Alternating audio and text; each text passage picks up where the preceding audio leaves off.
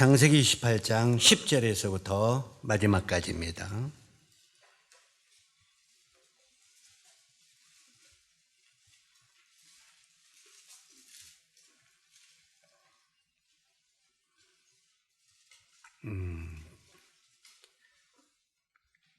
좀 길지만 우리 교독을 먼저 하도록 하겠습니다. 이 말씀을 마음속에 새기기 위해서 교독을 하도록 하겠습니다. 제가 10절을 읽도록 하겠습니다. 야곱이 브엘세바에서 떠나 하란으로 향하여 가더니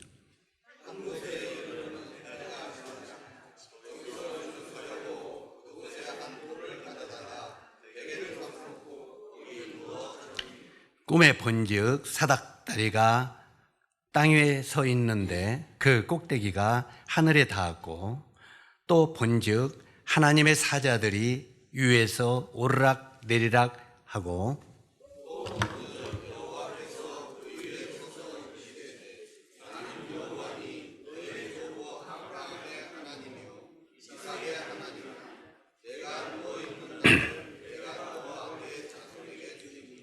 내 자손이 땅에 티끌같이 되어 내가 서쪽과 동쪽과 북쪽과 남쪽을 퍼져 나갈지며 땅의 모든 족속이 너와 내 자손으로 말미암아 복을 받으리라.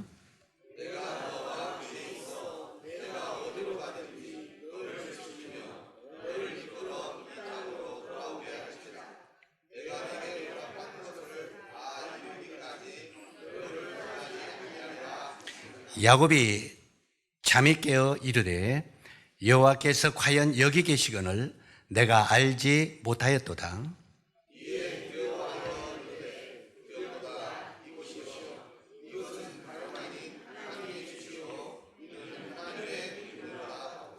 야곱이 아침에 일찍이 일어나 베개로 삼았던 돌을 가져다가 기둥으로 세우고 그 위에 기름을 붓고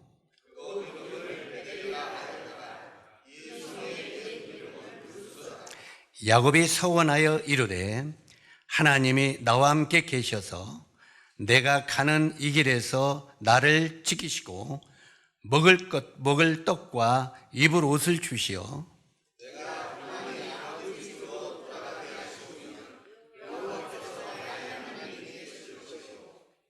그 다음에 22절은 같이 읽도록 하겠습니다. 시작. 내가 기둥으로 세운 이 돌이 하나님의 집이 될 것이요 아버지께서 내게 주신 모든 것에서 10분의 1을 내가 반드시 하나님께 드리겠나이다 하더라. 아멘.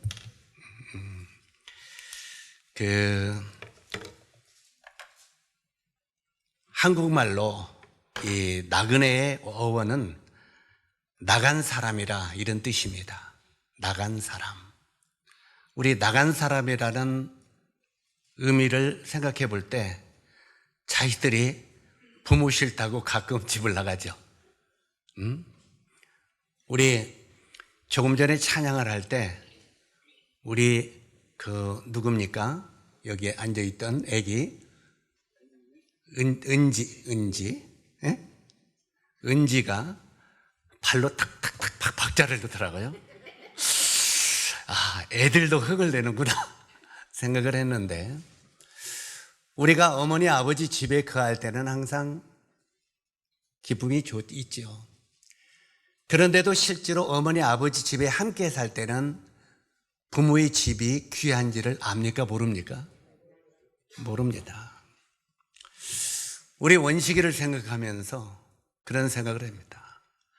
어떻든 이제까지 집에 거할 때 과연 엄마나 집이 좋은지를 얼마나 알았을까?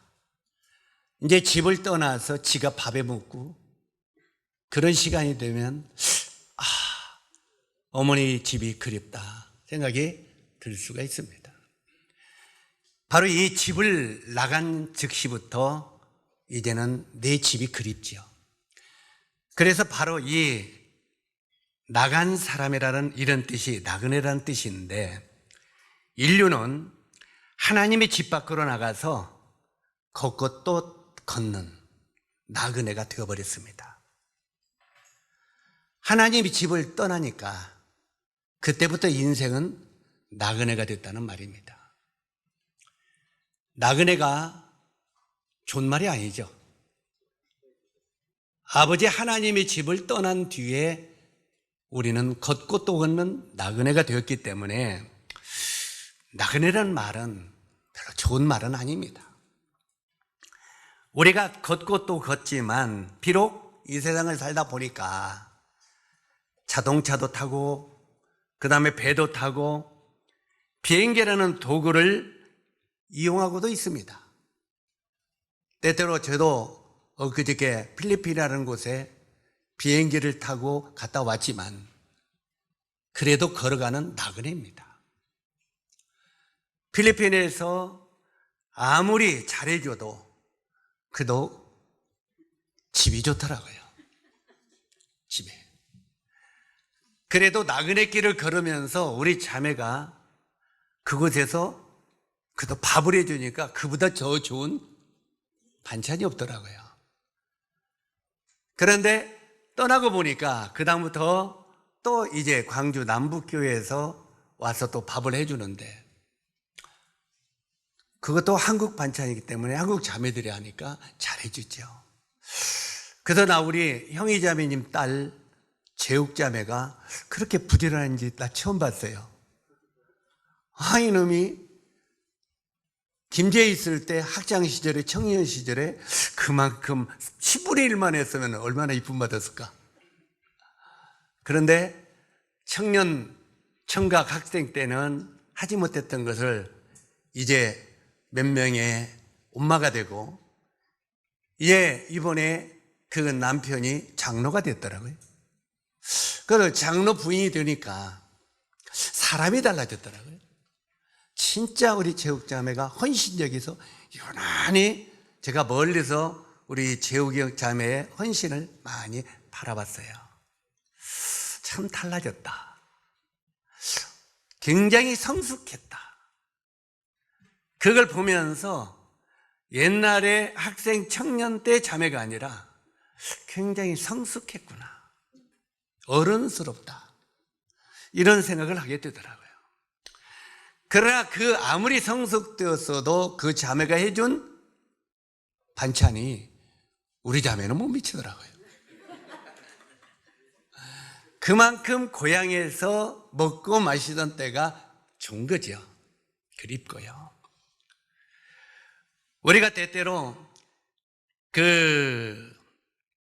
여러 가지 도구를 이용해서 종점에 이르기까지 걷고 또 걷는 우리를 가리켜서 성경은 나그네다 이렇게 말하고 있습니다. 너희는 잠시 목적지 하나님을 떠나서 집을 나가서 방황하는 나그네다 이렇게 성경은 말합니다.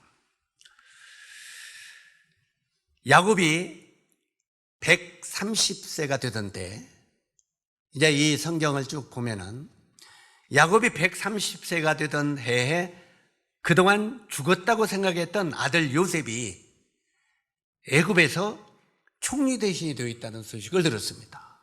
그죠? 야곱의 마음속에는 그 아들, 정말 사랑했던 아들 요셉이 짐승에 찢겨서 사자에게 잡혀먹어서 죽은 줄 알았어요. 또 형들이 그렇게 말했으니까 다른 아들들이. 그래서 마음속에 죽은 자로 요셉이 있었는데 어느 날 애굽에 총리 대신이 되었다는 소리를 듣는 순간 이게 진짜인가 가짜인가 이해가 가겠어요? 안 가겠어요? 여러분 같으면 이해가 가겠습니까? 도저히 안 가죠. 그러나 어떻든 믿음으로 애굽으로 아들이 오라고 하니까 애굽으로 내려갔습니다. 애굽에 내려가서 아들과 감격적인 상봉을 합니다. 이 아들을 상봉하고 그 다음에 그 애굽의 바로 왕을 만나지요. 이 바로 왕을 만나는데 그 자리에서 야곱은 바로 왕에게 자기 자신을 소개합니다. 내가 누구인가? 내가 어떤 삶을 살았는가? 이걸 왕에게 소개하는데 창세기 47장 9절에 보니까 이렇게 기록이 되어 있습니다. 야곱이 바로에게 이르되 내 나그네 길의 세월이 130년이다. 무슨 길의 세월이요? 나그네 길. 내 나그네 길의 세월이 130년이다. 내 나이가 얼마 되지 못하니 130살인데 내 나이가 얼마 되지 못한다는 거예요. 왜요? 그 전에는 자기 조상들은 오래오래 살았잖아요. 아담은 몇 살을 살았습니까? 900살을 넘게 살았습니다.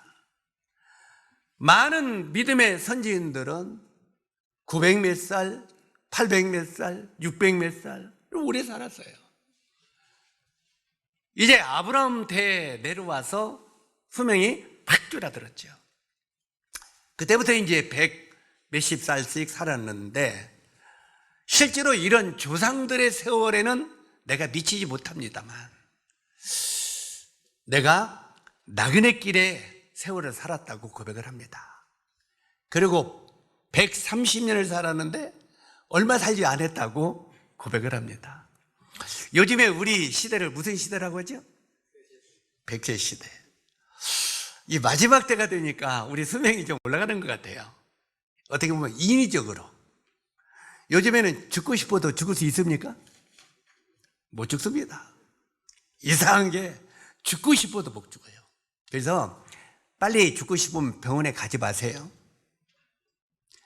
양로원에 갔다가 내가 접수해 놓으면요, 죽을 만하면 불러다가 살려놔요. 왜요? 살려놔야 돈이 나오니까. 그래서 어떻게든지 병원에서는 생명의 숨이라도 쉬게 만들어 놓습니다. 그러다 보니까 숨만 깔딱깔딱 하면서도 살고 있는 거예요.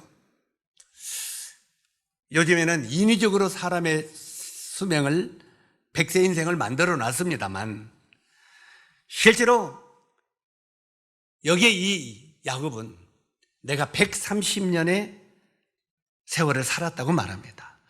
그러면서 내 나이가 얼마 되지 못하니 우리 조상들의 나그네 연조에는 미치지 못하나 짧고 험악한 세월을 보내었나이다. 이렇게 바로에게 고백합니다.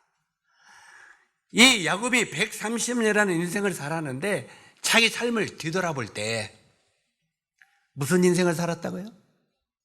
험악한 인생을 살았나이다. 우리 형제 자매들은 어떻습니까? 지금 30살을 산 사람, 50살을 산 사람, 70살을 산 사람, 80살을 산 사람, 90살을 산 사람이 있습니다. 그러나 우리 모친들 한번 물어볼까요? 우리 지난 날을 돌아볼 때 무슨 인생을 살았습니까? 항상 기쁘고 즐거운 인생을 살았습니까? 아니죠. 험악한 인생을 살았다고 야곱은 고백합니다. 우리들도 지난 세월을 돌아보면 파란만장한 인생을 못 볼 것 안 볼 것 살아보면서 우리 인생을 살아왔습니다.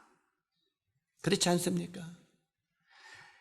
여기에 내가 우리 조상의 나그네 길의 연조에는 미치지 못하나 짧고 험악한 세월을 보내었나이다.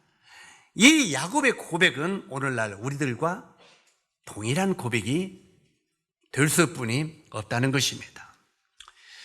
여기에 이 야곱이 나그네 인생을 살았다고 고백을 하는데 사도 베드로도 역시 그는 100살도 못 살았죠. 몇십 년 살았죠. 그런데도 사도 베드로가 제자 중에 수석 제자잖아요. 수제자. 그런데도 이 베드로도 역시 인생을 나그네라고 고백합니다. 베드로전서 2장 11절을 보니까 사랑하는 자들아, 한번 따라가세요. 사랑하는 자들아, 거류민과 나그네 같은 너희를 권하노니. 거류민, 그냥 잠시 왔다가 기거하다가 떠나는 사람, 거류하는 사람. 거류인과 나그네 같은 너희라고 말합니다. 사도 베드로도 우리를 향하여 너희는 나그네라고 말합니다. 맞습니까? 우리들도 잠시 이 땅에 왔다가 떠나가는 나그네들이다 그 말입니다. 우리가 이 짤막한 인생을 살면서 무엇인가 잡으려고 얼마나 노력을 합니까? 항상 제가 복음을 전할 때마다 말씀을 전하는 것입니다만, 어린 아이들이 태어날 때 어떻게 태어난다고요? 이렇게 턱 밑에다 손을 대고 뒤로 나와요. 엎드려 나오고 뒤로 나와요. 이 땅이 딱 나와가지고는 울을 때 주먹을 꽉꽉 쥐면서, 자, 우리 아기가 뭐라고 제가 복음 집회 때마다 뭐라고 부르짖으면서 웁니까? 물어보면 거의 100% 응애 운다고 그래요. 전 세계 모든 어린아이들이 응애 울죠. 그런데 그것은 우리가 육신적인 귀를 가지고 들을 때 응애 소리예요. 영적인 귀를 가지고 애기 우는 소리를 들으면, 애기 우는 소리가 어떻게 들린다고요? 나도 험악한 이 세상에 태어났으니 앞으로는 나도 잡으면서 살 거야. 꽉꽉 주먹을 쥐면서 잡으면서 살 거야. 자, 그래서 이 땅에 태어날 때는 뻘거벗고 태어났죠. 빈손으로 와서 태어납니다. 그리고 열심히 잡다 보니까 1년이 되니까 돌 때는 돌반지를 잡지요. 빨가벗었지만 제가 복음 집회 때 말한 것처럼 돌반지를 잡고 삽니다. 몇 개를 잡았죠. 자, 그때부터 이제 뭘 잡습니까? 잠옷을 잡고 또 이 옷을 잡고 신발을 잡고 하면서 참 삽니다. 그러다가 평생 이제 부모 집에 거하다가 자기 집도 찾고, 우리 요즘에 우리 신랑 신부 보니까 자기 집을 하나 잡는데 애를 쓰더라고요. 저쪽에 조그마한 아파트 하나를 좀 잡는데, 조그만치도 않아요. 나보다 큰가. 그러니까 그걸 잡는데 참 애를 쓰더라고요. 이제 조금 살다 보면 이것도 좁다고 그럴 거예요. 그러다가 조금 큰 집으로 돈 좀 생기면 옮기니라고 그럴 거예요. 우리 살아도 그거 집도 괜찮더만 좀 큰 집 잡으려고 빈대가지고 또 잡잖아요. 자, 조금 큰 집 살아보면 행복할 줄 알죠? 큰 집으로 이사가 봐야, 이건 제 경험입니다. 제 경험은 큰 집으로 이사가 봐야 나중에 청소할 자리만 바빠요. 그리고 관리비도 더 나와. 여러분, 20평 아파트하고 40평 아파트하고 어떤 게 관리비가 더 나올까? 자동차도 2000cc 미만, 100cc 미만하고 4000cc 어떤 게 세금이 많이 나올까? 많이 잡으면 잡을수록 떼가는 것도 더 많아요, 없어요? 그러니 더욱 더 벌어야 돼. 여러분이 많은 걸 잡으려고 노력하면 노력할수록 내 속에 피땀은 더 노력을 해야 되는 거예요. 이걸 알아야 돼요. 사랑하는 형제 자매 여러분, 나그네는요, 짐을 많이 지면 무겁습니다. 제가 이 나그네 인생에 대해서 말씀을 드리면서, 옛날에 최희준 가수 있었죠? 최희준이가 유명한 노래를 뭐 했어요? 인생은 나그네 길. 우리 이번에 필리핀에 갔는데도 동료인 익산의 양진우 형제가 제 숙을 계속 보는 거예요, 사람들 앞에. 뭔 숙을 보냐면 아주 청년 때 제가 술을 많이 마시고 집으로 올 때 흐느적거리면서 동네를 하고 왔다는 거죠. 자기는 안 봤으면서도 말만 듣고. 그러면서 제가 주특기 노래가 인생은 나그네 길, 이거 부르고 왔다는 거예요. 맞아요. 저는 왜 총각 때부터 인생은 나그네 길이 그렇게 좋았는지, 왜 좋았냐면 좋은 것이 아니라 내 인생길이 나그네구나. 그래서 제가 일찍 총각 때부터 철학자가 됐다니까요. 일찍부터 철학자가 됐기 때문에 제가 젊은 청년 때 구원을 받았죠. 제가 철학자가 되지 않았다면 구원받지 못했을 거예요. 내가 누구냐? 내가 이렇게 살다가 죽는 게 인생의 전부냐? 만약에 이렇게 살다가 이렇게 찾고 살다가 죽어서 인생이 끝난다면 내 인생은 뭐냐? 아무것도 아니잖아요. 잡다. 그래서 그 노래를 정말 좋아했다고 하나의 흉을 막 몇 번을 보더라고. 이제 그만 봐. 그렇게 인생은 나그네 길을 좋아했다고. 술이 건드려서. 어찌하든 간에 우리 인생은 나그네 길이라고 사도 바울도 역시 말합니다. 그리고 사랑하는 자들아 거류민과 나그네 같은 너희를 내가 권하노니 하고 사도 바울이 말합니다. 그러면 오늘 사도 바울이 이 자리에 강단에 서 있다면 우리 형제 자매들에게 뭐라고 말하고 있습니까? 동일하게 내가 나그네 같은 너희를 권하노니 이렇게 말하지 않겠습니까? 너희들은 나그네다. 나그네 생활하는 나그네 같은 너희들에게 내가 부탁하노니 이 말 하지 되겠어요? 너희들에게 부탁하노니. 나그네라는 말은요, 낯선 땅에 거주하는 사람이라 이런 뜻도 있습니다. 한번 따라서 하세요. 낯선 땅에 거주하는 사람. 나그네는 자기 집이 아닌 거예요. 안정이 안 되어 있는 거예요. 나그네는 항상 떠들인 거예요. 맞습니까? 안정이 안 되는 거예요. 그래서 우리를 향하여 나그네라는 말은 낯선 땅에 거주하는 사람. 우리 형제 자매님들이 지금 우리가 이게 본향입니까? 여러분이 영원히 살 수 있는 본향이 이 땅입니까? 말씀해 보세요. 아니라는 거예요. 우리는 낯선 땅에 지금 거주하고 있는 사람이라는 거예요. 우리는 이 세상이라고 하는 낯선 땅에 잠시 거주하고 있는 나그네라는 거예요. 그러면서 사도 바울이나 야고보나 많은 믿음의 선지인들은 뭐라고 말합니까? 특히 사도 바울이 우리의 본향은 하늘에 있는지라 이렇게 말합니다. 한번 따라서 하세요. 우리의 본향은 하늘에 있는지라. 이거 정말 믿습니까? 이게 구원받은 그리스도인만이 할 수 있는 말입니다. 우리의 본향은 하늘에 있는지라. 이 땅은 잠시 낯선 땅에 거주하는 우리들이다.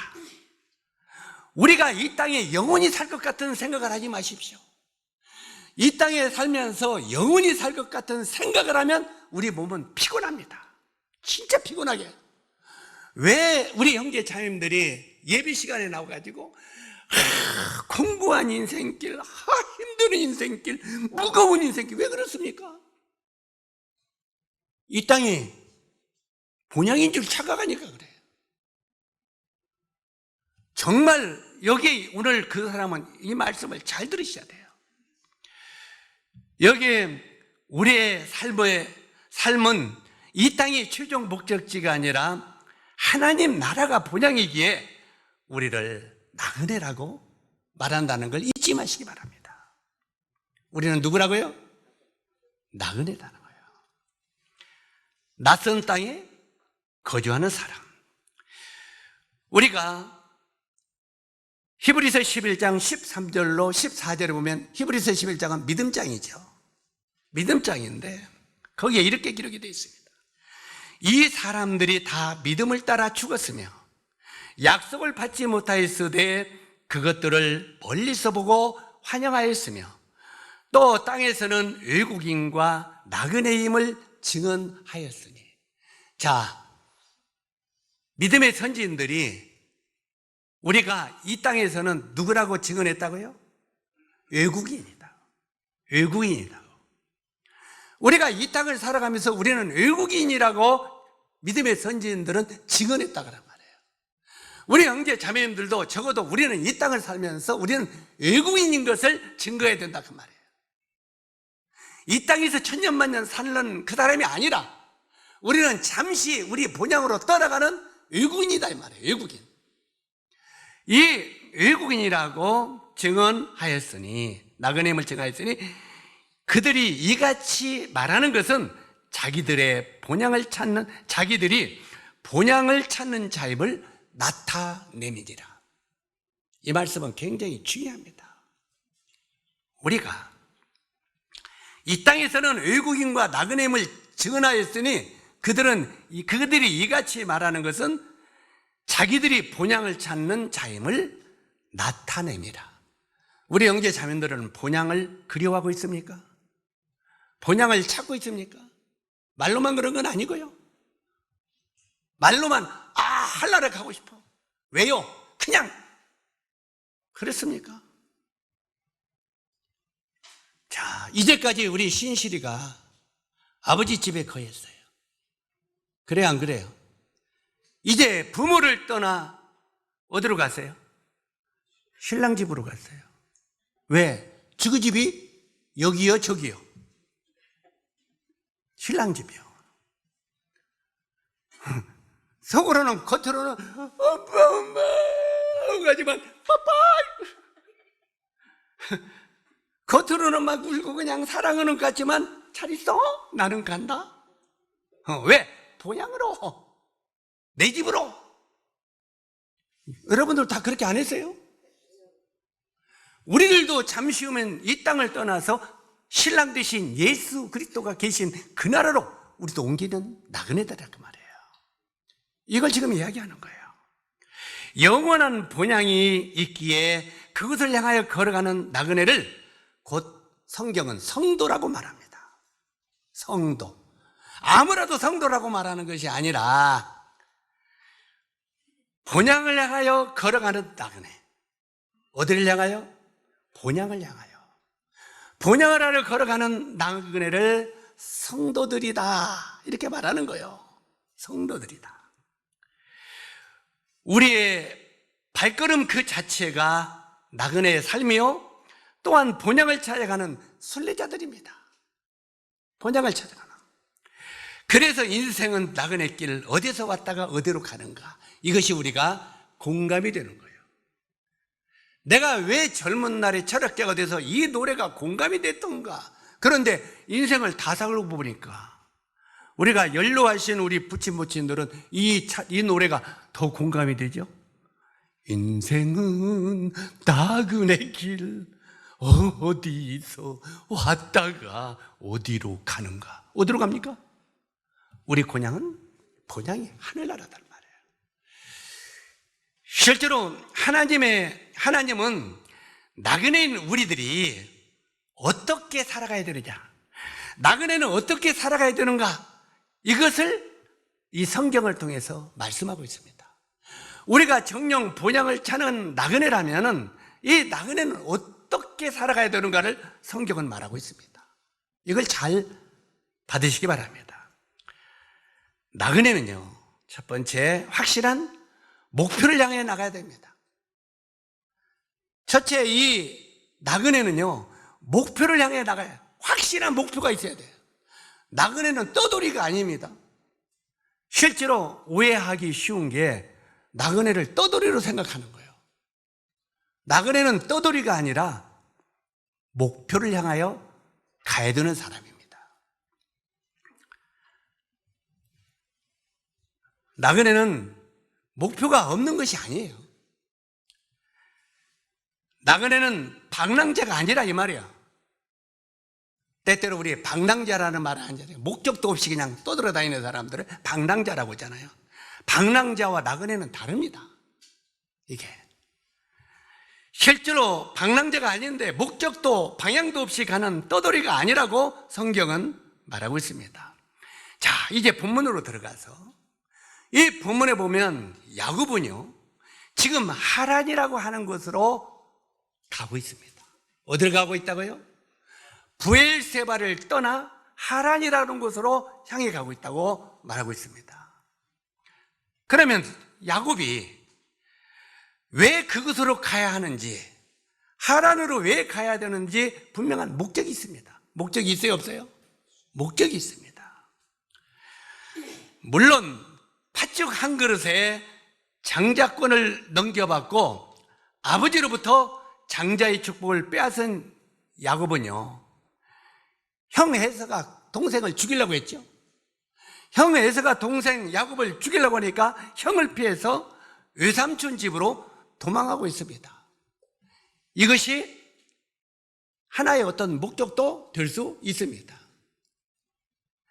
그러나 우리는 이 말씀을 깊이 살펴볼 때 이것은요, 본질적인 목적이 아닙니다. 다시 말해서 자기를 죽이려고 하는 팥죽 한 그릇에 장자 명물을 빼앗고 형을 피해서 외삼촌 집으로 도망가는 이게 야곱의 목적은 아니라는 말입니다. 창세기 28장 1절 이하의 말씀을 쭉 살펴보면요, 이삭이 야곱을 떠나보냅니다. 물론 야곱이 처음에 형 에서인 줄 알고 동생 야곱에게 축복했죠. 그런데 나중에 아버지 이삭이 속은 줄을 알았습니다.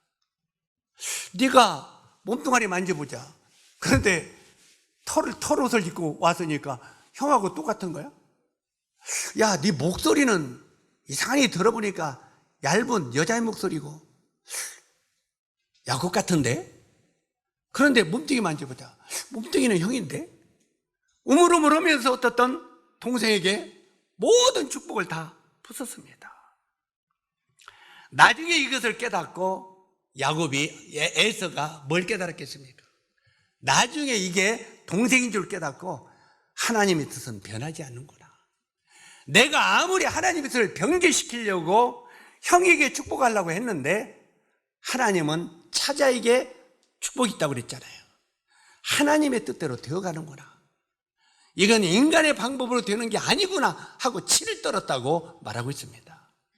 우리들은요, 때때로 어떤 일이 내 뜻대로 잘 되는 것 같지만 아닌 거예요.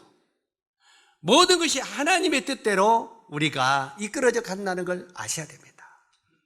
우리가 뭔 일을 하다가 뭔 일이 잘 되면 내가요 이것을 원했는데요, 내가 이걸 위해서 기도하니까 하나님이 내 길을 이렇게 도와주셨어요. 그것은 하나님이 도와주는 것이 아니라 내 노력과 내 뜻대로 간 거지요. 우리는 그렇게 많이 말합니다. 그런데 우리가 내 뜻대로 행하면요 어떤 것이 되는 것도 있어요. 그러나 결국은 하나님은 하나님의 뜻대로 우리 방향을 이끌어 가신다는 거예요. 하나님의 뜻대로. 나중에 그걸 깨닫고 나중에 후회하지요, 이삭이. 여기에 이런 것들을 보면서 바로 이제 이 이삭이 나중에 그걸 깨닫고 야곱을 떠나 보내면서 축복하는 당부의 내용이 나옵니다. 그 아들에게 축복하는 당부. 그게 뭐였냐면, 보내는 이유는 에서와 떨어지게 하기 위한 것도 있습니다. 왜? 에서와 같이 있으면 형이 동생을 죽이려고 하니까. 이걸 떨어지게 하는 이유도 있습니다만 더 큰 이유는 신앙과 혈통의 순수성을 보존하기 위하여 바로 이 아들 야곱을 외삼촌 집으로 보내고 있다는 겁니다. 뭘 보존하려고요? 신앙과 혈통의 순수성. 이삭은요, 아버지 아브라함과 같이 고향 친지 중에서 며느리를 보게 하려고 한 것입니다. 우리가 이 아브라함의 고향, 그리 보내야 자기 혈통과 자기 종족 중에서 며느리를 볼 수 있단 말이에요. 그런데 에서는 이방인 여자 중에서 아내를 얻었어요. 때때로 우리들이요, 우선 눈에 볼 때는 이방인 여인이 아름답게 보일 수 있어요. 그래, 안 그래요? 믿음 안의 여인들은 두루두루 살펴보니까 얼굴도 안 이쁘고 날씬하지 않아. 옷도 그냥 세련되게 안 입고 그냥 추리하고. 우리가 처음에 구원받았을 때는요, 그리스도 안의 여인들은 진짜 천사랑 같았어요. 머리는 여기까지 길고 치마는 이렇게 무릎 위로 내리고 그냥 그랬을 때, 그렇게. 그러나 이방인들은 세련됐죠. 여자들뿐만 아니라 남자들도 만납니다. 우리가 야곱의 딸인 디나도 이제 나중에 그 세상에 찌우찌우하다가 치욕을 당하죠. 실제로 이 세상 사람들이 이쁘게 보이는 겁니다. 그러니까 실제로 이방 여인과 결혼을 합니다. 그런데 그때부터 길이 다른 거예요. 신앙과 믿음의 길이 다르니까 가정생활이 절대 행복할 수는 없어요. 절대 형제가 믿음을 포기해버리든지 아니면 따라가야 돼요. 그렇지 않으면 가정은 불화가 생길 뿐이 없습니다. 같은 목적과 같은 길로 갈 수가 없어요. 믿음 안에서 같은 길을 걸어갈 수가 없다 이 말이에요. 실제로 그렇기 때문에 이삭은 아브라함과 같은 고향인 친지 중에서 며느리를 보게 하려고 야곱을 그리로 보내고 있습니다. 지금 하나님의 약속과 아버지로부터 받은 축복의 약속을 얻기 위하여 지금 야곱은 나그네 길을 떠나고 있다 이 말이에요. 그 하나님께서 자기의 조부인 아브라함에게 축복을 했어요, 안 했어요? 내가 너를 축복하니까 네가 거하는 모든 땅들을 내가 내게 주겠다. 네가 쳐다보는 모든 곳에. 그리고 내 민족이 바다의 모래같이 퍼질 것이다. 이것은 아브라함이 주신 약속입니다. 그런데 그 아버지 집을 떠나서 야곱이 왔잖아요. 실제로 이렇게 왔는데 이 이삭도 떠나왔는데 이 이삭이 그 아들 야곱을 그곳으로 다시 보내고 싶은 거예요. 어떻게 하면 믿음으로 살게 할까? 어떻게 하면 믿음의 가정을 이루게 할까? 이 관심이 이삭에게 있었단 말이에요. 자, 그래서 이 야곱은 그 축복을 위하여 나그네 길을 떠나고 있습니다. 창세기 28장 4절에 보니까 아브라함에게 허락하신 복을 내게 주시되 너와 자손에게도 주사 하나님이 아브라함에게 주신 땅 곧 내가 거류하는 땅을 내가 차지하게 하시기를 원하노라. 이게 아브라함에게 허락하신 그 모든 복을 야곱아 네가 받기를 원하노라 이 말이에요. 이게 이 하나님으로부터 축복을 받게 하기 위하여 야곱을 그곳에 보낸다 그 말입니다. 그러나 야곱에게 더 크고 최종적인 목표가 있어요. 자, 이게 지금 나그네 여정 속에서 1, 2, 3 이렇게 하면서 지금 여러 가지 목적이 있지만 최종적인 목적은 히브리서 11장 13절로 14절에 나오는 말씀입니다. 여기 보면은 이 사람들은 다 믿음을 따라 죽었으며 그 다음에 그들이 이같이 말하는 것은 한번 따라서 하세요. 그들이 이같이 말하는 것은 자기들이 본향 찾는 자임을 나타냅니다. 자, 이 믿음의 선지인들이 최종 목표는 어디를 향해 갔다고요? 본향, 하늘나라를 향하여. 그 목표의 마음의 중심에 하나님의 나라를 향하여 찾아갔다는 겁니다. 사랑하는 형제, 자매 여러분, 여러분의 삶의 최종 목표는 어디입니까? 우리 형제 자매님들의 최종 목표는 어디입니까? 우리가 살아가는 최종 목표는 어디입니까? 이 세상에서 잘 먹고 잘 입고 잘 사는 것입니까? 이게 여러분의 최종 목표입니까? 말로는 아니라고 그래요. 말로는 아니라고 하늘나라. 그런데 모든 삶은 이 땅에 있는 거예요. 모든 생각도 이 땅에 있고. 그렇지 않아요? 정말 우리의 본향이 하늘나라에 있다는 믿음의 확신이 오면은 여러분의 모든 삶이 하나님의 나라를 향하여 맞춰져야 되는 거예요. 여러분이 이 말씀을 이해할지 모르겠습니다. 깨달을지 모르겠습니다.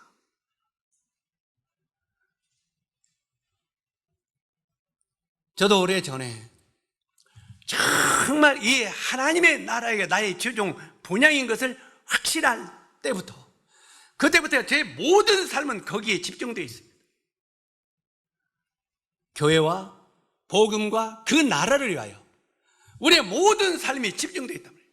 나에게 주신 모든 물질도 주와 복음을 하여 하나님의 나라의 복음을 하여 교회를 위하여 집중되어 있다 이 말이에요. 조금만 여유가 있으면 조금만 이익이 주어지면 그걸 하늘나라를 위해서 복음을 위해서 교회를 위해서 어떻게 살 것인가? 왜요? 우리의 본향이 거기임을 확실히 알기 때문에 그래요. 우리 형제 자매들 어떻습니까? 정말 하늘나라가 나의 최종 본향인 것을 알고 있고 실제로 하늘나라 이것이 우리의 본향의 최종 목적인 것을 믿고 있느냐 그 말이에요. 바로 이 히브리서는 그걸 이야기합니다. 빌립보서 3장 14절에 보니까 사도 바울이 뭐라고 말합니까? 물론 그 앞에서부터 말을 쭉 이야기해야겠습니다만 시간을 간추리기 위해서 뒤에 14절만 읽다 보면 표대를 향하여 그리스도 예수 안에서 하나님이 위에서 부르시는 부름의 상을 위하여 달려가노라. 이게 사도 바울의 최종 목적을 향하여 달려가는 간증입니다. 사도 바울은 뭘 위하여 달려갔다고요? 하늘나라에서 나에게 주고자 하는 상을 향하여 달려가노라. 우리 형제 자님들이 하늘나라의 상을 받기를 원하는 마음이 있습니까? 하늘나라의 상을 받기를 원하는 마음은 있는데 그분을 위하여 살고자 하는 마음은 없는 거예요. 이상하지 않아요? 그래 안 그래요? 내가 이번에 문자를 보냈는데 지난 금요일날 우리 모체님들이 정말 어떤 옆에 있는 교회에서 그래요. 우리 교회는요 60대 이상이 문제예요. 60대 이상이 집회를 잘 참석을 안 해요. 그런데 학생, 청년, 이 젊은이들은 정말 충성스럽게 교회를 잘 참석하거든요. 근데 60대 이상들이 교회 참석을 잘 안 해요. 그 소리를 듣는 순간 제 마음 가운데로 우리는 거꾸로인데? 우리는 거꾸로인데? 우리는 모친들은 제자리 잘 지키고 있죠? 제자리 잘 지키고 있어, 안 지키고 있어요? 그 자리 자기 자리인 거 알죠? 죽을 때까지 그 자리예요. 주여, 나는 죽을 때까지 내 자리 지키다 갈랍니다. 내가 모이기를 피하는 어떤 이에 수긍하지 않겠습니다. 이 말씀 하나만 붙들어도 그에 대한 상을 하나님이 주실 것입니다. 실제로 표대를 향하여 그리스도 예수 안에서 하나님이 위에서 부르시는 부름의 상을 위하여 달려가노라. 이게 사도 바울의 고백입니다. 본향에서 받는 영광과 상을 생각하며 나가는 사람이 믿음으로 사는 성도라고 말합니다. 믿음으로 사는 성도는 아무에게나 불러주는 말이 아니에요. 정말 본향에서 받을 영광의 상을 생각하고 나가는 사람, 그 사람이 믿음으로 살아가는 성도라고 말합니다. 두 번째, 천성을 향해 걸어가는 나그네도 쉼을 가져야 돼. 가끔 쉼을. 야고보는요 하란으로 가는 도중에 해가 저물었다고 말합니다. 뭐가 저물었다고요? 해가 저물었다고. 하란으로 가는 도중에 해가 저물었는데 그는 더 이상 길을 걸어갈 수가 없었습니다. 어두워서. 이 야곱은 그 고난 몸을 이끌고 한 곳으로 가서 잠을 청합니다. 이 잠을 청하는데 그런데 그곳에 하나님이 찾아오셨습니다. 그 광야에서 아무도 없어요. 낮에는 막 정갈이 다니고 뱀이 다니고 그런 곳이에요. 물도 없고 풀도 없어. 이런 삭막한 광야에서 걷다 보니까 너무 몸이 피곤해요. 그래서 야곱이 한 자리를 청해 한 곳에 가서 잠을 청하는데 그곳에 하나님이 찾아오셨다는 겁니다. 야곱은요 하나님을 만나면서 쉼을 얻을 수 있었어요. 하나님을 만나지 않았다면 야곱은 광야에서 쉼을 누릴 수가 없었어요. 그런데 하나님이 찾아오셨어요. 야곱은 하나님을 만나면서 쉼을 얻게 되었습니다. 우리들도 형제 자매들이 각각 자기에게 짊어진 짐들이 있습니다. 무거운 짐 있어요, 없어요? 있습니다. 우리에게 일일이 말하지 않지만 우리가 개인적으로 짊어진 모든 무거운 짐들이 있습니다. 때때로는 피곤함도 있어요, 없어요? 피곤함도 있어요. 나의 피곤함, 무거운 짐을 주님께 맡길 때 우리는 비로소 가볍고 행복한 나그네 길을 걸을 수 있다는 것입니다. 성경에 그렇게 말하고 있잖아요. 마태복음 11장 28절에 보니까 수고하고 무거운 짐진 자들아 다 내게로 오라. 내가 너희를 쉬게 하리라. 자, 내가 그 전에 그 이야기를 했죠. 그런데 이것을 내가 생각날 때마다 다른 사람한테 이야기를 하는데 잘 안 되더라고요. 제가 외국에 여행을, 일본에 가는 걸 첫 번에 여행을 했다고 했잖아요. 그때는 우리 지복흥 형제님이 통역을 하시고 인도하셨는데 일본말을 잘 하셔서 이번에 우리가 저 밑에 후쿠오카에서 저 삿포로까지 갈 거야. 일본 후쿠오카에서 삿포로까지가 얼마나 되는 줄 아십니까? 이 후쿠오카 제일로 남쪽은요 여름이에요. 삿포로는 겨울이에요. 일본이 섬이 이렇게 길지 않아요. 이쪽은 덥고 이쪽은 춥습니다. 우리나라는 조그마하죠? 그래도 사계절이 있잖아요. 일본은 엄청 크기 때문에 밑에 날씨하고 위에 날씨하고 완전히 다릅니다. 그래서 뭐라고 우리에게 말하냐면 봄, 여름, 가을, 겨울 옷을 다 준비해야 돼. 봄, 여름, 가을, 겨울. 봄에서 겨울까지 있으니까 옷을 준비해야 돼. 그냥 옷을 한 벌씩만 준비합니까? 그것도 뭐 두세 개씩 이렇게 막 내복도 준비하고 뭐 거기다 다른 거 준비하다 보니까 가방이 이만한 거 2개가 드는 거예요. 2개. 조그마한 것도 아니고 큰 거 2개. 그것도 사다가 2개 쾅 팍. 그놈을 가지고 4명의 형제들이 갔죠. 후쿠오카에서 삿포로까지 가는데 이 짐이 왼수더라고요. 한번 따라서요. 짐이 왼수다. 그 짐이 필요해요, 안 해요? 삶 속에서 짐이 필요한데 왼수요. 그 일본이 그냥 전부 다 에스카레이터나 막 엘리베이터나 이런 것만 있는 게 아니에요. 어떤 데는 역전이 우리 서울도 마찬가지잖아요. 막 그 층계로 막 몇 층까지 올라가는 층계가 역전마다 많이 있어요. 그러면 교회 이렇게 그 열차에서 일본말이 자꾸 나오네. 갈아타려면 이 층계를 가지고 2개 짐을 가지고 올라가는 거예요. 그런데 이 2개를 가지고 올라갈 수가 없어요.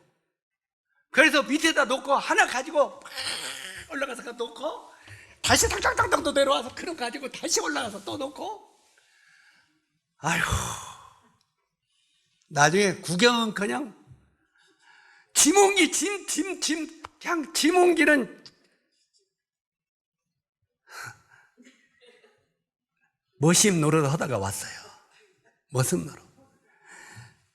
관광이나 그런 건 두째 문제 치고 짐 옮기는 머슴 노릇 하다가 왔다니까요. 그때부터 딱 이렇게 바뀐 것이 여행할 때 다시는 내가 무거운 짐 안 가지고 간다. 이거 다 됐어요. 그 다음부터 할 수 있으면은 제가 다른 짐은 안 가지고 가랍니다. 딱 그냥 캐리어 하나 하고 짊어지거나 우에 가는 것하고 덜렁저 여행 가지고 가는 거예요. 그런데 여행하다 보니까 그렇게 옷을 준비할 필요가 없어요. 왜요? 차 타고 다니죠. 열차 타고 다니죠. 추울 때는 차에서 내려서 역전 안에 들어갈 때 잠깐이요. 근데 역전 안으로 쏙 들어가면 또 따뜻해요, 안 따뜻해요? 그러니까 옷을 많이 갈 필요가 없더라고요. 그런데 그냥 봄, 여름, 가을, 겨울을 준비하니 얼마나 그 나그네가 그 여행이 짐 때문에 힘들었겠어요. 그 뒤에 내가 다시는 짐을 가볍게 한다고 다짐했는데 그 다짐이 지금까지 저의 삶의 다짐이 됐습니다. 삶의. 자, 여러분, 내 집을 사면은 세금이 나와요, 안 나와요? 내 집 있으면 박영님 세금 나오죠. 얼마나 재산세? 오늘 재산세 파악 좀 해볼까? 아까 이야기했지만 자동차고 뭐고 큰 거 가지면 가질수록 세금이 많이 나와요. 근데요, 전세 살으니까 세금이 없어? 있어요, 없어요? 아니, 대가 가다 한 몇 년 살다가 요즘에 그냥 짐이 많으니까 부탁도 안 하는데 도배해 주세요 하면 도배도 다 해준대요. 주인이. 그러니까 우리는 세금 낼 걱정이 없어. 세금 낼 걱정 있어요? 없어요. 내 집을 딱 가는 순간 우리 창선 형제 세금 내요, 안 내요? 자, 전에 전세 살 때는 세금 안 냈지. 근데 내 집을 가지면 당장 세금부터 나와. 그러면 걱정이 막 오기 시작하는 거예요. 실제로 이제 우리가 짐을 많이 가지면 가지면 우리는 나그네라고 말했는데, 나그네 생활할 때 짐을 많이 가지면 가질수록 우리 삶은 워낙 피곤하게 돼 있다 그 말이에요. 그래 안 그래요?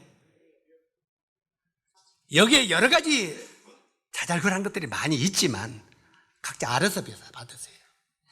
자식들은 막 높은 데 가르치려고, 우리 형님들 보니까 이 자식들한테 그냥 투자해서 외국 다 유학 보내놓고 하다 보니까 애들이 옆에 있는 사람이 하나도 없어. 다 외국 가서 외국 가서 살아. 그러니까 한갑 때나 아니 뭐 어떤 뭐 생일 때도 아무도 안 와. 새끼들이 다 외국에 있으니까. 그러니까 항상 외롭다고. 외로워 못 살거네 이래. 외로워 못 살거네. 그러니까 우리 한나가 가끔가다 딸로를 가서 하고 그러니까 우리 딸을 이뻐해. 우리 사라가 가끔 용돈도 조금씩 준대. 이번에도 용돈 주고 왔다고 하더라고. 그러니까 우리 형님들이 돈이 있는데도 그 용돈 조금 받으면 기쁜 거야. 자기 돈이 되잖아요. 그런데 자, 이 소리 오면은 우리 사라나 한나나 찌정거릴지 모르겠어요. 좀 이렇게 찌그러질지 모르지만 그래도 그렇게 막 유학 안 보내고 배로 하다 보니까 죽을 때까지 내 옆에 있잖아. 그래 안 그래요? 그리고 내가 생일 때도 아빠, 엊그저께도 우리 한나가 아빠 내가 밥 사줄게. 어때요? 행복이 어디 있어요? 잘 가리고 유학 보내니까 잘하던가요? 아니에요. 실제로 우리가 가장 가볍게 나그네 인생을 살 때 가장 행복이 찾아온다는 걸 기억하시기 바랍니다. 아멘. 우리는 본향을 향하여 떠나가는 나그네들입니다. 나그네가 짐을 무겁게 들면 무겁게 들 만큼 우리 삶은 피곤하고 힘들다는 걸 기억하시기 바랍니다. 가능하면 오직하면 성경도 너희가 먹을 것과 입을 것이 있으면 족하게 여기라 이렇게 말했겠어요. 먹을 것과 입을 것 있으면 족하게 여기라. 기쁨은 거기 있다고 말해요. 자꾸 뭘 늘리려고 하지 마세요. 짐을 자꾸 늘리면 늘릴수록 우리 삶은 피곤하고 힘든 것입니다. 성경은 그걸 말하고 있어요. 그리고 이런 우리에게 찾아오는 모든 짐을 내가 짊어지려고 하지 마십시오. 주님께 맡기세요. 주님께 다 맡기면 편합니다. 세 번째, 하나님은 함께 하심이 있어야 합니다. 하나님의 함께 하심이 있어야 편해요. 쉼이 있고요. 야곱은요 혼자서 광야의 길을 걷고 있습니다. 하란으로 가는 광야의 길은 만만치 않은 길이에요. 이같이 야곱에게 필요한 것이 무엇이겠습니까? 함께 할 수 있는 동역자예요. 함께하는 동역자. 자, 저는요 이웃에 우리 군산 번영리에 이영재님이 있어서 참 감사를 해요. 항상 본인이 내가 어디 멀리 갈 때는 형님 그 멀리까지가 내가 가서 운전 대신해 줄게. 그래가지고 항상 같이 가면서 운전을 대신해 주고 나눠서 하고 동행자가 있다는데 편한 거예요. 실제로 우리가 야곱이요 지금 이 하란으로 가는 그 광야의 길이 만만치 않은 먼 길이에요. 그렇기 때문에 이 길에서 야곱에게 가장 필요한 것은 함께 할 수 있는 동행자예요. 누군가 함께 할 수 있다는 건 좋은 거예요. 이런 때 하나님이 찾아오셨어요. 그리고 15절에 보니까 뭐라고 되어 있습니까? 내가 너와 함께 있어 내가 어디로 가든지 너를 지키고 너를 이끌어 이 땅으로 돌아오게 할지라. 내가 내게 허락한 것을 다 이루기까지 너를 떠나지 아니하리라 하신지라. 아멘. 하나님이 야곱에게 찾아오셔서 야곱에게 이 말씀을 주시는 거예요. 내가 너와 함께하리라. 세상 끝날 때까지 내가 너와 함께하리라. 동행하겠다 그 말이에요. 바로 이 외롭고 지치고 피곤한 이때 하나님이 야곱의 동행자가 되었어요. 하나님이 야곱의 동행자가 되니까 야곱은 고독하지 않았습니다. 그리고 때로는 아프고 힘들고 슬픈 일이 있었지만 하나님이 동행자로 함께 하시니까 이런 것들이 기쁨으로 승화할 수가 있었어요. 우리 형제 자매들이 왜 교회에 와서 내가 피곤하고 공고하고 너무너무 6일 동안 힘들었습니다. 왜 6일 동안 힘들었습니까? 하나님의 함께 하심을 믿지 않았기 때문에 그렇습니다. 하나님과 같이 동행하지 않았기 때문에 삶이 피곤하고 힘든 거예요. 우리의 삶이 아무리 고난하고 힘들어도 하나님이 나와 함께 하신다는 걸 믿으면, 그리고 동행하는 걸 느끼면, 피부로 느끼면 삶은 힘이 있는 거예요. 야곱은 이걸로 말미암아 그 먼 여정을 힘을 얻었다는 것입니다. 마지막으로 네 번째, 예배와 11조는 주님과 하나됨을 고백하는 내용입니다. 예배와 11조는요, 내가 주님과 하나됨이 되었다는 고백입니다. 여러분이 11조가 그냥 돈 몇 푼 내는 걸로 착각하지 마세요. 예배와 11조는 주님과 내가 하나 되었다는 고백이에요. 하나 되었다는, 그가 내 안에, 내가 그 안에 거한다는 고백이 예배와 11조입니다. 자, 뭐라고 했습니까? 자, 마지막에 아까 읽었던 마지막 말씀을 보십시오. 우리 같이 읽자고 한 거 있죠? 다시 한번 또 같이 읽도록 하겠습니다. 시작.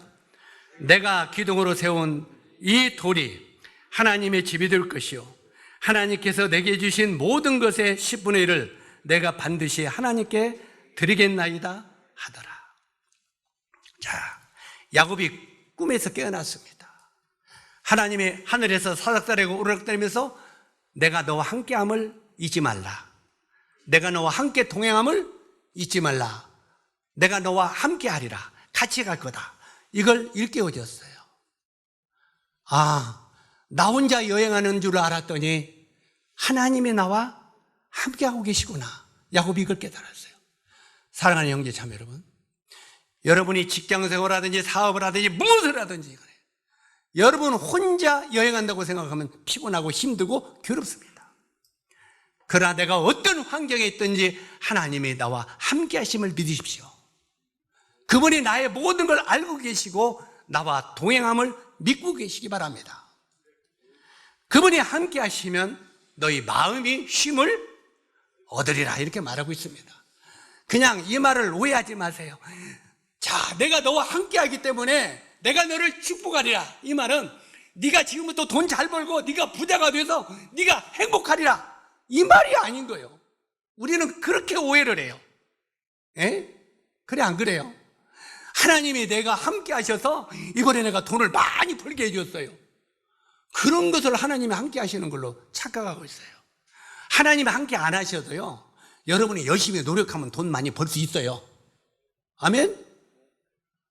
아멘, 안 되는가 보다. 우리가 노력한 만큼 돈을 벌게 돼 있어요.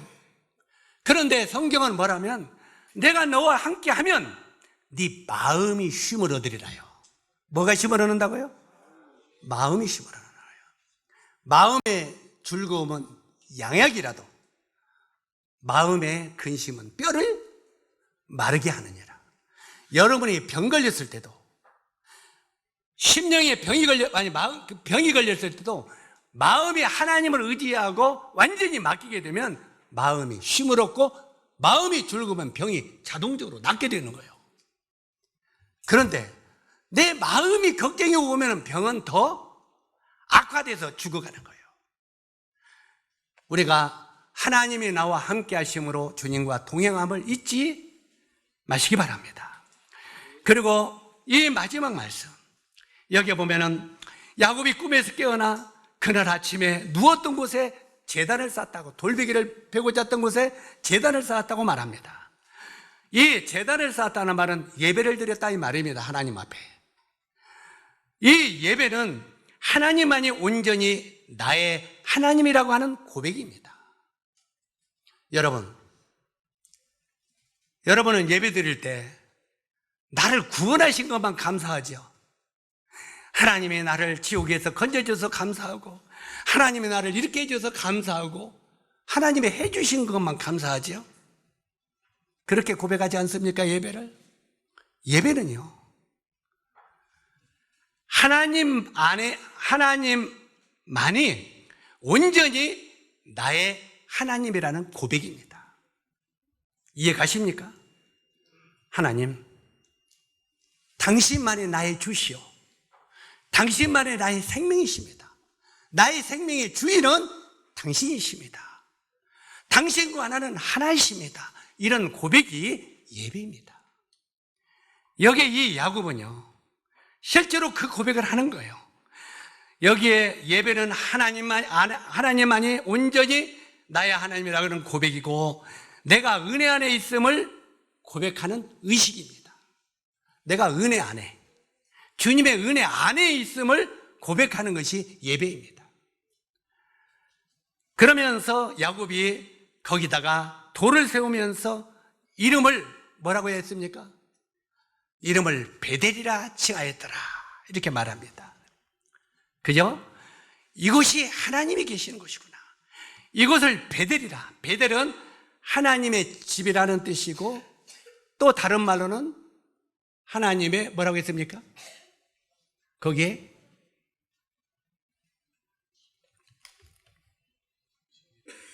하나님의 집이요, 하나님의 문이다. 하늘의 문이다. 실제로 여기에 베델은 하나님의 집이고 하나님의 문이라는 거예요. 하늘나라의 문이다 하고 자기 자신을 드립니다. 하나님, 이곳이 하나님의 집입니다. 그리고 하나님과 교통하고 하나님 나라에 왕래할 수 있는 문입니다. 내 자신을 아버지께 드립니다 하는 고백이 바로 이 베델입니다. 여기에 보면은,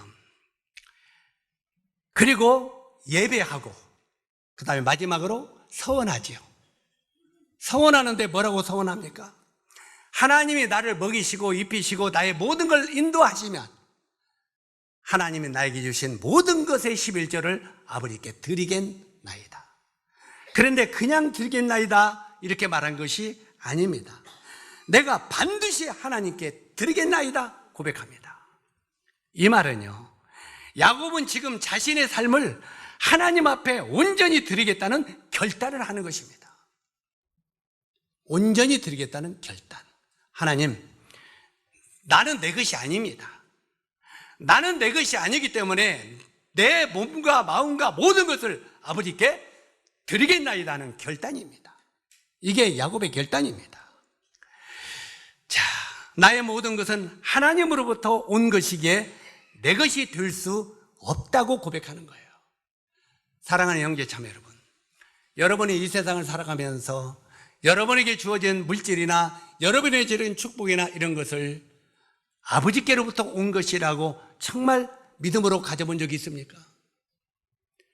다윗도요, 뭐라고 고백한 줄 아십니까? 성전을 건축할 때 아버지가 나에게 주신 것을 내가 아버지께 도로 드렸나이다, 이렇게 고백하죠. 그러니까 원래 이 물질이 누구 것이었다고요? 아버지 것이었다는 거예요. 아버지께서 나에게 주신 것을 내가 아버지께 돌렸나이다, 이게 다윗의 고백이에요. 여기 보면 야곱도 그 고백을 하는 거예요. 이 모든 것은 아버지께서 주셨사옵고 아버지의 것이오니 이 모든 것을 내 생명과 물질과 모든 것은 아버지께 되돌겠나이다, 이 고백이에요. 나의 모든 것이 하나님의 것임을 고백하고 하나님이 하나님께 나를 드리는 결단이 예배요 11조라는 것입니다. 이걸 잊지 마시기 바랍니다. 하나님께 내 자신을 온전히 드리겠다는 결단이 예배요 11조라는 거예요.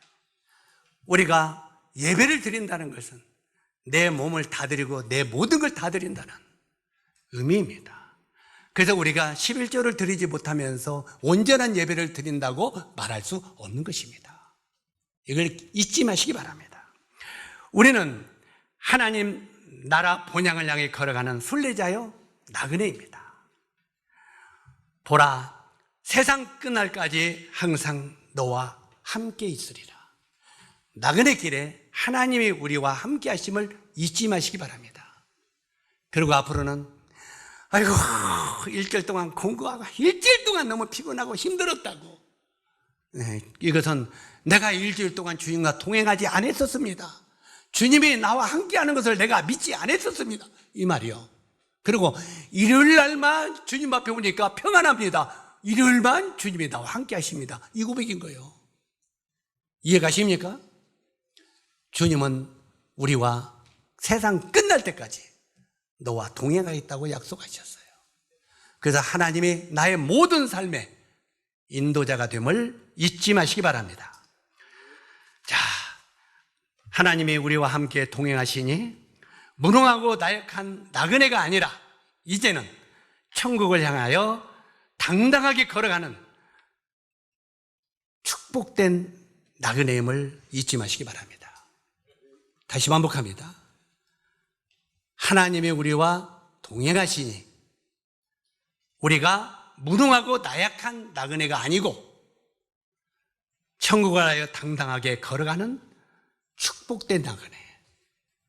자, 마지막 한 가지 예를 들면 끝내려고 했다가 우리 서진이 또 누구요? 하진이. 쟤들이 이제 조금 컸다고 아무리 뭐 엄마한테 아빠한테 댕댕 해도 아직까지는 어린이 공원이나 다른 데 놀러 가려면 누구와 동행해야 안전해요? 야, 서진아,